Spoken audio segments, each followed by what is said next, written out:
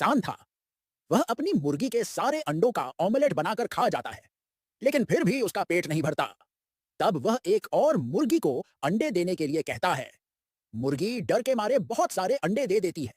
किसान उन अंडों से फिर से ऑमलेट बर्गर बनाकर खा जाता है। इस बार उसका पेट भर जाता है, लेकिन थोड़ी देर बाद किसान के पेट में जोर से दर्द होने लगता है।